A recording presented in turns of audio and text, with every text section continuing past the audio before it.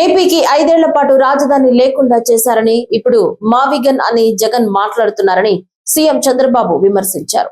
అమరావతిపై ఆయనకు ఉన్న ద్వేషానికి ఇది పరాకాష్ట అని ఆగ్రహం వ్యక్తం చేశారు.